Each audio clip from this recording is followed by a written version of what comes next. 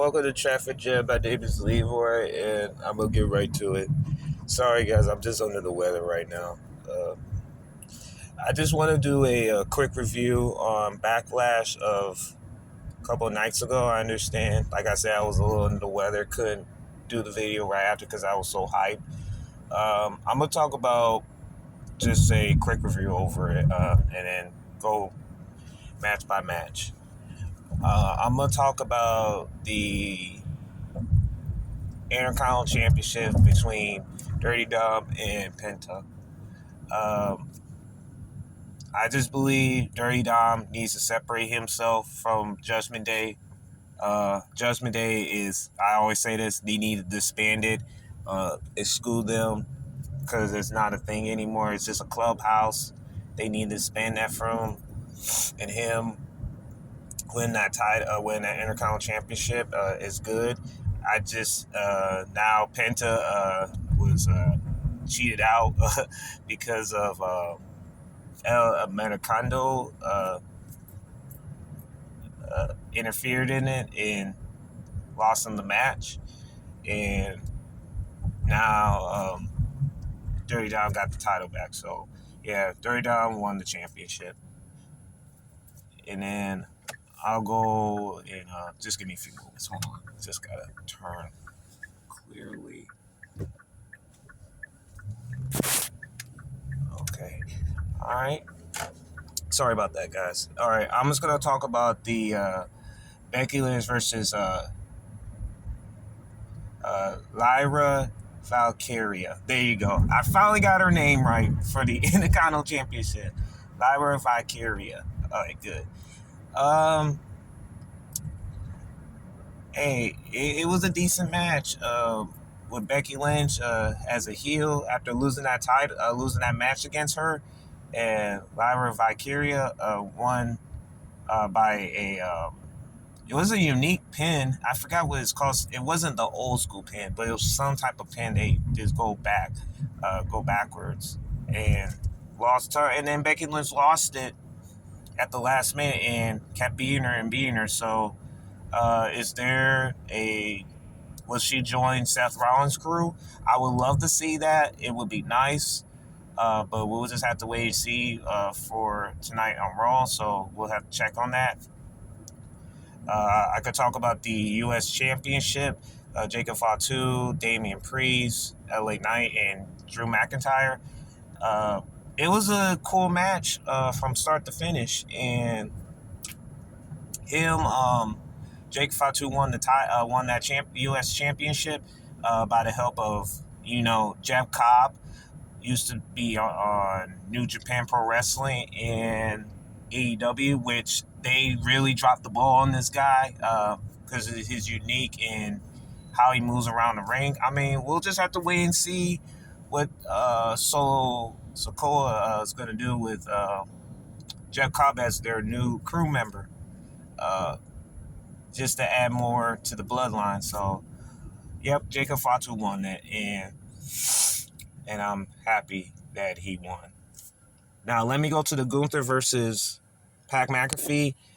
It went a little bit longer, and I actually did time that match. It was over 10 minutes. I didn't like that, but I completely understand why they would do it because of Pat McAfee, of his he's a well-known broadcaster in not only in the wrestling world, but in the sports world.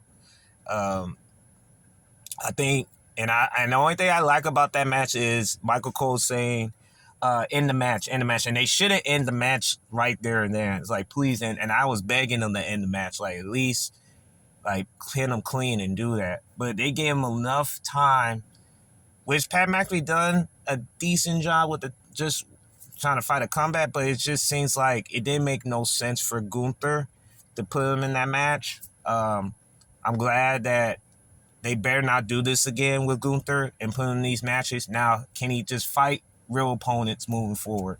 Please do not have a continuation of this match. Please don't. They really don't need to do that. Seriously. Now, let me go to the John Cena versus Randy Orton for the Undisputed Championship. people didn't like the finish. People think this was like the bogus match that they seen. Like I said, people are never satisfied with anything. They want perfection. And I always say this: perfection should be erased from the dictionary, because there's no perfection in this world we live in, especially what we do. We only can do what we can do that's in front of us. I didn't have no problem John Cena win the title, find a way to get hit by a belt.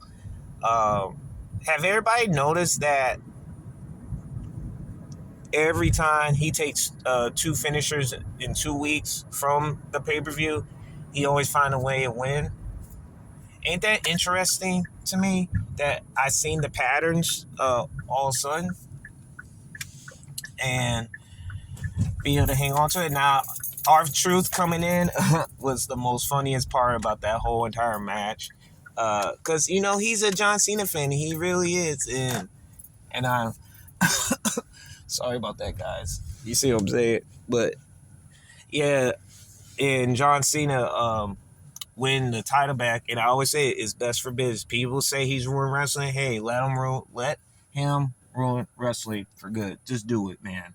Because this is the last time you ever seen John Cena in a wrestling league throughout the year. So, yeah, and Randy RKO everybody, and it was decent, man. But what I could give a grade, I'll give like a B minus, just because it was some moments they did better, and there's some moments they could do better on. It was a short show that night. It was like almost 2.5 hours, man. I could talk about the press conference, him or giving the FU to R-Truth.